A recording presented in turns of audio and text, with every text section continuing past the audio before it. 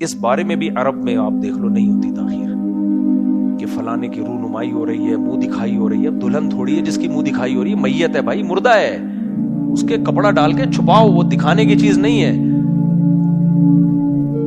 اس کو دکھایا جا رہا ہے، لائن یعنی سڑک پہ رکھا جا رہا ہے کہ لوگ آ کے لائن لگا کے اس کی زیارت کریں. بھائی مر گیا ہے بیچارہ. جب انسان مرتا ہے اس کے چہرے میں تغیر آتا ہے. ابھی تو چہرہ اور خراب ہوگا، چاہے نیک ہو چاہے بزرگ ہو، کوئی بھی ہو، چہرہ خراب ہوگا، لاش گلے گی، سڑے گی، کیڑے پڑیں گے اس میں.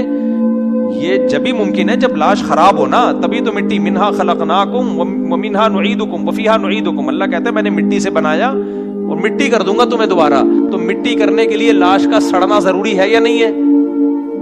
اللہ نے نیک لوگوں کے بارے میں بھی کہا کہ میں نے تمہیں مٹی سے بنایا اور دوبارہ کیا کر دوں گا؟ مٹی کر دوں گا اور دوبارہ مٹی سے انسان بنا کے کھڑا کروں گا اپنے سامنے. تو یہ اللہ نے نیک لوگوں کو بھی خطاب کیا ہے. اس لیے نیک لوگوں کی لاش بھی خراب اور مٹی بننے کا پروسیس یہی ہے کہ پہلے اس میں کیڑے پڑیں گے، کیڑے کھا کے اس کو ختم کر کے بالکل کیا بنا دیں گے؟ مٹی. تو یہ پروسیس کب شروع ہوتا ہے؟ مرتے ہی شروع ہو جاتا ہے. اس لیے مرے ہوئے آدمی کا چہرہ خوبصورت نہیں ہوتا، وہ تبدیل ہونا شروع ہوتا ہے. اس لیے شریعت نے حکم دیا اس کو کیا کرو؟